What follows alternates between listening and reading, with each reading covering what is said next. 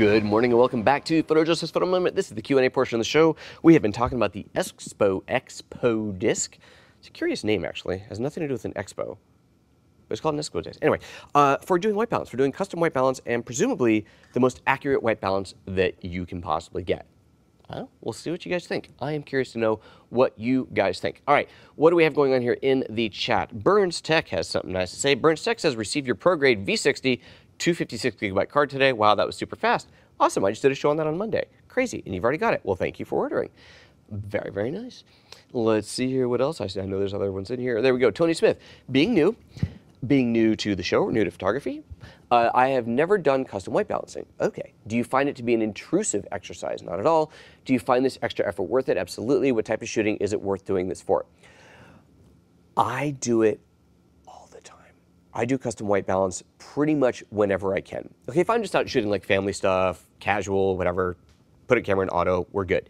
Whenever I'm in the studio, always, 100% of the time, I do a custom white balance. Whether I'm shooting stills or video, 100% of the time I do a custom white balance. Yes, putting the camera to daylight or strobe should be right, but why take a chance?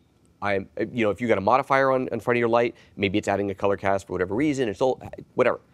Always, always, always, always in the studio, in a controlled situation, do it. If I'm run and gun shooting, I don't have the opportunity to do it, or lights changing all the time, auto white balance. And like I said in the beginning of the show, auto white balance, it's good. It is good. But we're seeing here, as we saw in the side-by-sides, it's different. And there's room to argue that maybe you like what you're getting out of auto white balance better than what is technically accurate. We've talked about that before. Technically accurate does not always mean right. If you are, this is actually another example I can show you. If, let's see here, bring the Lightroom back up here. Okay, I shot this morning. This is super early in my house. It's still dark outside. The lights that are on in the house are very warm. We have nice, warm, comfy lights, as most of us do in our homes. This is the photo that you get with auto white balance in the room. It looks like the room looks. That is a white wall. Clearly, that is not a white wall in the picture. It is yellow. But that is how the room looked. This, to me, looks like it did this morning. We put on the ExpoDisc, and we bring up do a totally accurate white balance, and you get this. That's accurate. But you know what? It is not representative of what I saw this morning. That is not representative of how it looked in my house this morning. So technically right doesn't necessarily mean creatively right or the way that you want it. So very important differentiation there. Okay, let's see what else we got going on. Does focus affect custom white balancing? No. What I usually do, if you're filling the frame, whether it's a card or this, the camera can't focus because there's nothing to focus on. You probably just switch it into manual focus and you don't worry about focus. It doesn't matter, it's getting the exposure and the color.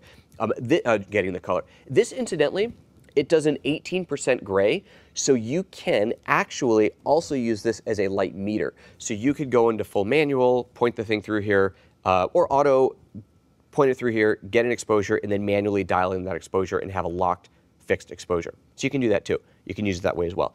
Yeah, so that's something you can do. All right, Burns Tech says, this brings up a thought. Since you do custom white balance in studio always, do you see a major difference between white balance settings of shooting the same or very similar scene with different subjects?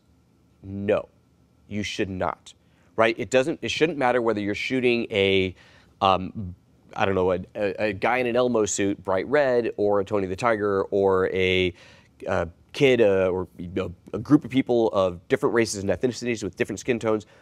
None of that should matter for the white balance, right? The white balance is based off of the light that's hitting your subject.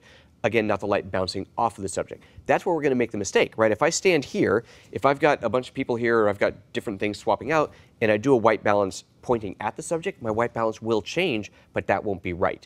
If I stand where the subject is, pointing back at the lights, and the lights are not changing, then the white balance doesn't change. And it doesn't matter what I put in front of the camera, the white balance will always be the same. It's the same thing as exposure, right? If I use a gray card, 18% gray card, and I set up a perfect exposure, I can put something that's solid black in the frame or something that's pure white in the frame, and the exposure will be right.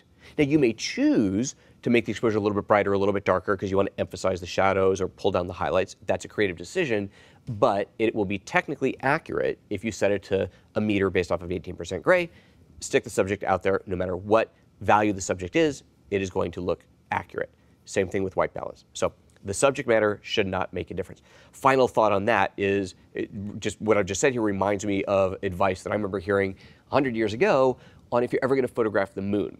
People talk about this a lot. I'm going to photograph the moon. I don't know what exposure I should set. Well, what are you shooting? You're shooting the moon. What time of day is it on the moon? It's daylight. It's nighttime down here, but it's daytime on the moon, right? You're shooting a full moon, it's daytime up there. Therefore, the exposures that you're setting is for the daylight up there, not for the nighttime down here. Interesting, right? So anyway, there you go. All right, what else we got going on?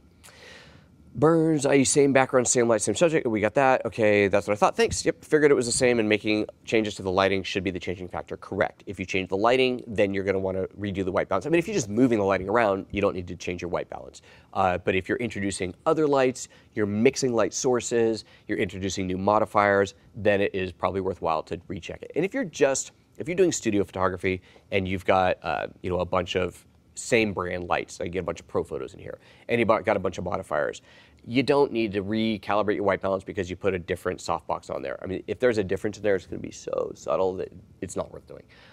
But if you decide, okay, I've been shooting with all pro photos, but now I need more lights, and I ran out of pro photos, so I'm going to introduce my Elenkrons or whatever else you got, well, the temperature might be slightly different, so it'd be worth redoing the white balance. Excellent. Alrighty. Is there anything else in there? There we go. Confirms and clarifies. Fantastic. All right, guys. Thank you. Those were some good questions. I love that. Awesome questions. All right, so Friday's show is going to be quite fun and interesting. We are going to be talking about the effect of sensor size on the focal length of your lens. This came out of a question from Twitter, someone saying they didn't understand why a 50mm lens, someone that says 50mm is something different on Micro Four Thirds, and what is it really? And I thought, this is one of those topics that I think a lot of us take for granted. We just know, but it's not that obvious. So I'm going to talk about it. I'm going to explain it. I'm going to do charts, graphs. We're going to get a ruler and tap on the blackboard. No, not really. But we're going to explain why that happens and what the effect is and how to understand what focal length you're getting, what your effective focal length is, depending on the camera and the sensor size versus the lens that you've got. All right, guys, take care of yourself, everybody. We'll see you in a couple days or tomorrow for the live training if you're into that. See you next time. Bye-bye.